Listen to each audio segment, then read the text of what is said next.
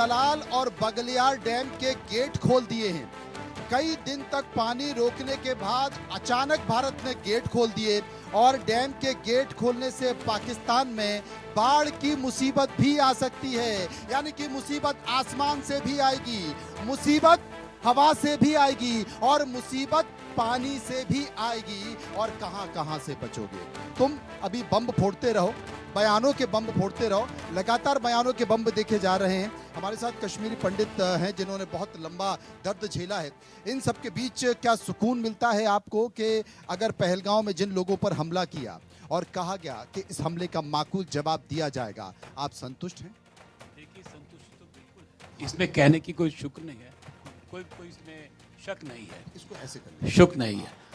जब 26 बेगुनाह लोगों के साथ, क्या कसूर था उन लोगों का? है? हमने तो कभी कोई शुरुआत नहीं करी। वो बेगुनाह लोगों को बुला बुला के आपने एक एक आदमी को मारा। आज उनको सिंदूर की महिमा का मतलब पता चल गया होगा।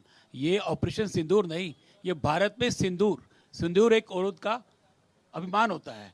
जिस सिंदूर को उन्होंने मिटाने की कोशिश करी, मुझे लगता है हमारे प्रधानमंत्री ने उसी का जवाब उन्हीं की भाषा में दिया है और उसी नाम से दिया गया है। संतुष्टि अभी भी समझ नहीं आ रही है पाकिस्तान को। देखिए, पहला कदम हमने नहीं उठाया, वो शायद इस बुलेखे में थे कि शायद ये डर रहे हैं हमसे।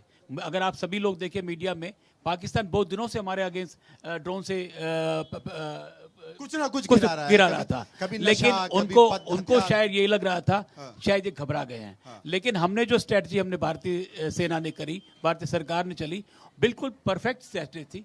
हम लोगों ने सभी तरह की तैयारियां करके, और पहले जो हमने किसी भी सिविलियन पे अटैक करने की कोशिश नहीं करी।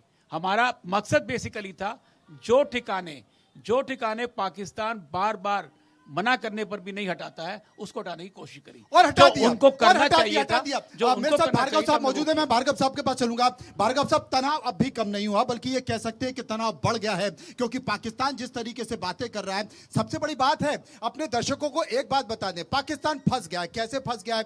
पूरे आतंकवादियों को यह भरोसा दिलाया पाकिस्तान ने कि मैं हूं ना, आप जाओ, लड़ाके तैयार करो, ट्रेनिंग दो और भारत में भेजो, और भारत में भेज के हमला कराओ। तुम्हारे परिवार की जिम्मेदारी मेरी, तुम्हारे बीवी बच्चों की जिम्मेदारी मेरी, और मैं सुरक्षा करूंगा। और सारी की सारी सुरक्षा का ठेकेदारी किसने की? पाकिस्तान की सेना ने। मुल्ला मुनीर जो कि सेना अध्यक्ष है, उन्होंने, ISI ने, उन्होंने ठेकेदारी की। और हुआ क्या? भारत ने ऐसे गया और वहीं पर पिन पॉइंट मिसाइल गिराई जहां पर आतंकवादी रहते थे, उनके ठिकाने थे, वो मस्जिदों में थे। अब इसके बाद तमाम आतंकवादियों ने कहा कि सुरक्षा का ठेका तो आपने लिया था, मेरा परिवार तो बर्बाद हो गया। तमाम खूंखार आतंकवादी, अब खूंखार आतंकवादियों ने कहा कि तुम भारत को जवाब देते हो, अब भारत की जगह हम तुम्हें मारें। तो क्या ये बड़ी संभावना है कि दबाव वहां की आवाम का है, बड़ी संभावना है कि दबाव वहां के आतंकवादियों का है, इसलिए पाकिस्तान कुछ ना कुछ तो करेगा और कर भी रहा है। देखिए, पाकिस्तान की ये एक पॉलिसी रही है, उनकी स्टेट पॉलिसी जिसे कहते हैं, कि आतंकवाद को बढ़ावा दो और हिंदुस्तान से आतंकवाद के सहारे लड़ो। और उसकी वजह यह है कि आतंकवाद फैलाना एक बहुत सस्ता तरीका है उनके लिए। उन्होंने 100 आतंकवादी तैयार किए, हिंदुस्तान में भेज दिए, 50 बॉर्डर पे मर गए, 50 अंदर आ गए।